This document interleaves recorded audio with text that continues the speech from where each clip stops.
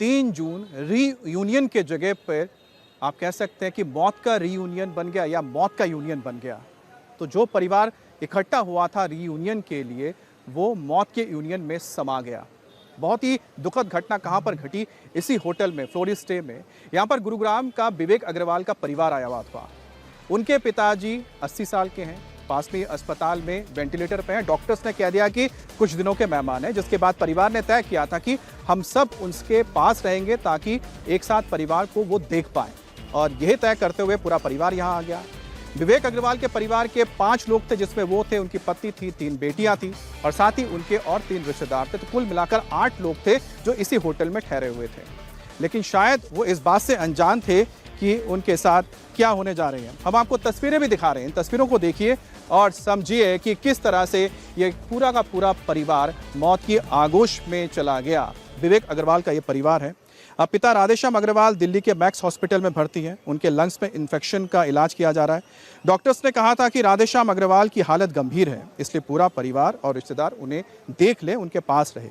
लेकिन शायद ही किसी को मालूम था कि यहाँ पर परिवार नहीं, ये सारी के सारे परिवारें लाशों में तब्दील हो जाएंगे। विवेक अग्रवाल अपनी माँ, पत्नी और 2 बेटियों के साथ आए थे, जबकि उनके मौसा, मौसी और मामा राजस्थान से आए थे और ये सभी लोग होटल में ठहरे हुए थे और इतनी तेजी से आग फैली कि किसी को बचने का मौका नहीं मिला।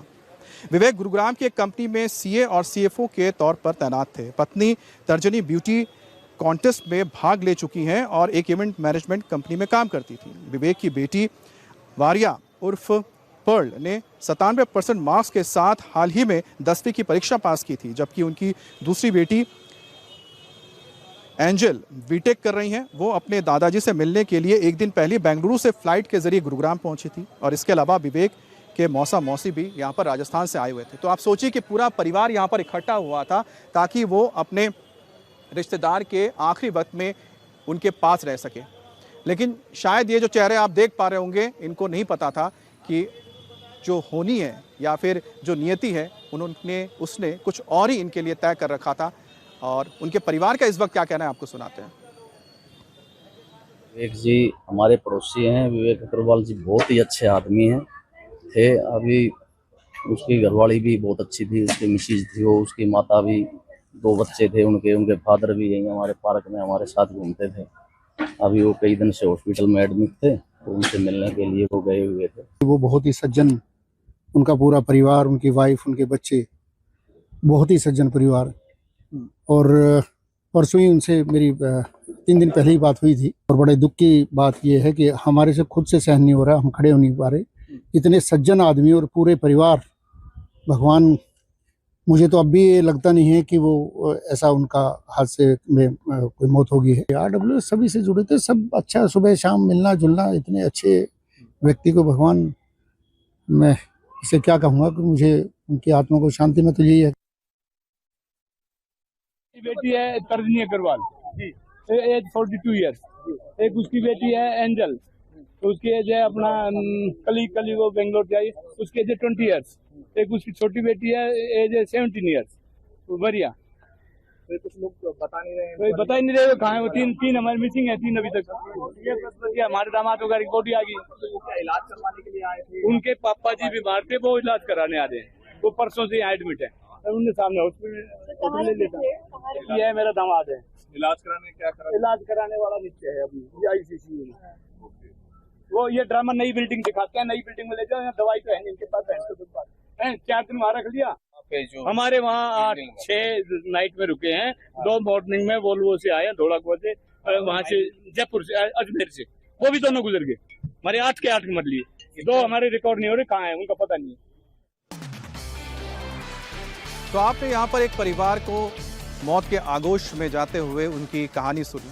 बहुत ही दुखद कहानी है। लेकिन इस बीच आपको बता दें, बड़ी खबर आ रही है कि आज 12 बजे दिल्ली सरकार की एक अहम बैठक होने जा रही है। मुख्यमंत्री रेखा गुप्ता ने मालवीय नगर की इस घटना के बाद एक अहम मीटिंग बुलाई है और इसमें चर्चा की जाएगी मंत्रिपरिषद में कि आखिरकार आने वाले वक्त में इस तरह की घटनाओं को कैसे रोका जा सका है। क्योंकि लगातार सवाल यही तो उठाया जा रहा है, पिछले सालों से ऐसी घटनाएं होती है लेकिन कोई ठोस कदम नहीं उठाया जाता, कोई रोड मैप तैयार नहीं, कोई सिस्टम तैयार नहीं कि ऐसी चीजों को रोका जा सके।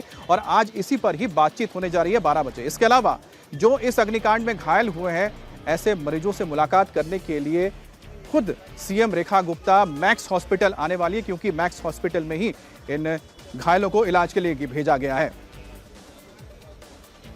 तो आपको बता रहे हैं कि आज 12 बजे कुमार सोनू हमारे साथ जुड़ गए हैं। कुमार, आपके पास क्या जानकारी है, क्योंकि अहम मीटिंग भी होने जा रही है, मीटिंग में कौन कौन इसमें शामिल है? आखिरकार जब घटना ऐसी हुई जिसमें 21 लोगों की मौत हो गई, उसके बाद ही सरकार जागी है? इससे पहले तो 3 मई को विवेक विहार में भी ऐसी घटना हो चुकी है।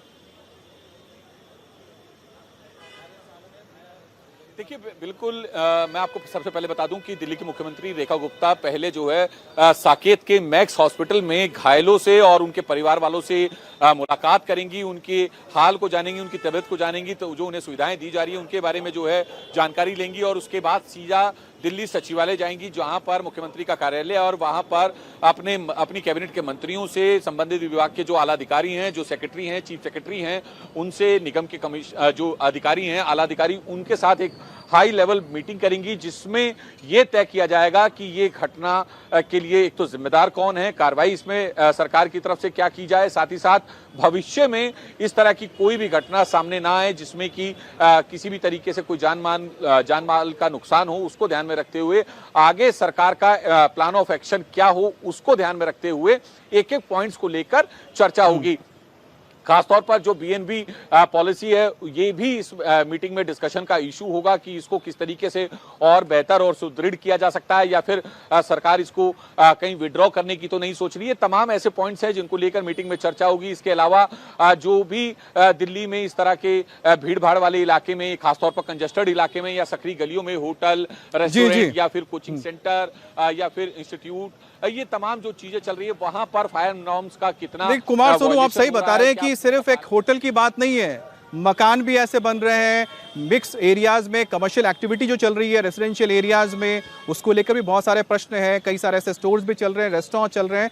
तो सिर्फ एक होटल की बात नहीं है, ऐसे कितनी सारे कमर्शियल एक्टिविटीज जो चल रही है रेजिडेंशियल एरिया में, हर चीज पर नजर देने की जरूरत है। अब जिस होटल की हम बात कर रहे हैं, मालवीय नगर, जिसमें इतना बड़ा अग्निकांड हो गया, 21 लोगों की मौत हो गई, अब जो फ्लोरिस्ट स्टे होटल है, आप सोचिए कि इन्होंने कोई भी एनओसी नहीं लिया था और ना ही यहाँ पर कोई फायर सेफ्टी के नियम थे। अब आने जाने के लिए इस होटल में सिर्फ एक ही रास्ता है, एक ही रास्ता बना हुआ था। मेरे पीछे ये होटल है, अब इसमें आने जाने के लिए एक रास्ता है। छत पर जाने के लिए जो रास्ता था वो ब्लॉक पड़ा हुआ था कि लोग बचने के लिए छत पर चले जाएं। दूसरी चीज़ है कि जो फायर सेफ्टी के तहत फायर एक्सटिंग्विशर्स लगाए जा रहे हैं, पता नहीं वो कहाँ पर थे। इसके अलावा तो जब 5-6 मंजिला इमारत आप बनाते हैं, वहाँ पर फायर सेफ्टी के लिए स्प्रिंकलर्स लगाए जाते हैं, स्मोक डिटेक्टर्स लगाए जाते हैं कि जिससे धुआं उसको डिटेक्ट करते ही उसमें अचानक ही पानी निकलने लगता है ऑटोमेटिक और आग पर काबू पाया जाता है। इसके अलावा पाइप्स लगे रहते हैं, हॉस पाइप्स, जिसके जरिए पानी का छिड़काव किया जाता है। तो ये जो सेफ्टी के नियम है, ये तो सब कुछ ताक पर रखा गया था और इसे होटल को बना लिया गया था, जिसके चलते खामियाजा यहाँ पर उन मासूम लोगों को भुगतना पड़ा जिनकी कोई क्या गलती ही नहीं थी। वो तो बस यहाँ पर ठहरने के लिए आए थे, उन्हें क्या पता था कि ये होटल उनके लिए मौत का होटल बन जाएगा। अब मालवीय नगर के होटल में जो 21 लोगों की मौत हुई है, लेकिन जिम्मेदारी लेने के लिए कोई भी तैयार नहीं है।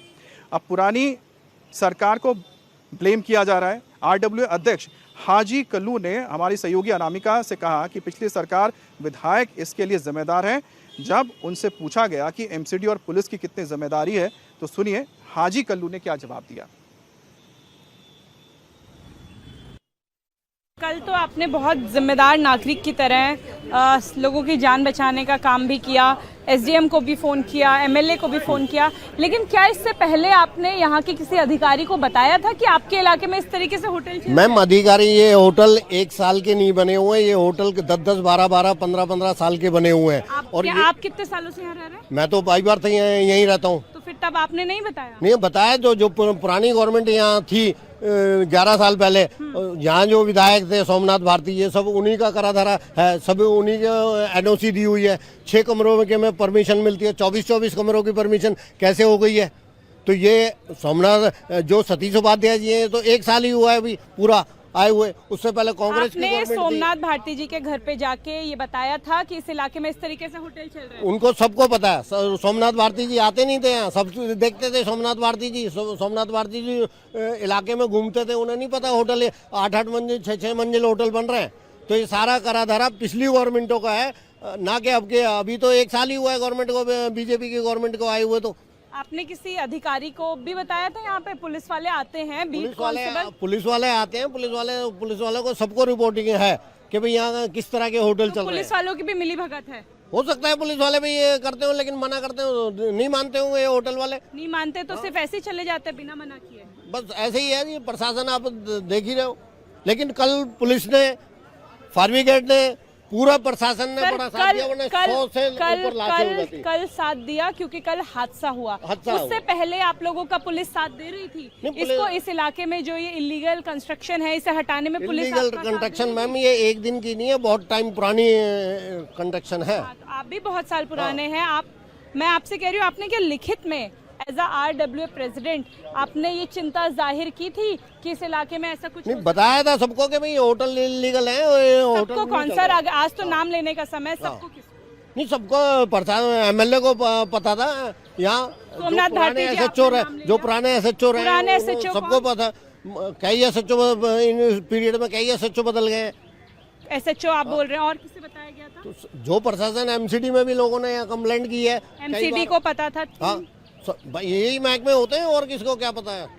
हौजरानी मार्केट के हौजरानी गांव के RWA प्रेसिडेंट हाजी कल्लू ये कह रहे हैं कि उन्होंने पुराने MLA सोमनाथ भारती को, यहाँ के पुराने SHO को और MCD के अधिकारियों को यहाँ हो रहे इलीगल कंस्ट्रक्शन की जानकारी दी थी, लेकिन किसी ने समय रहते यहाँ पे कोई कार्रवाई नहीं की।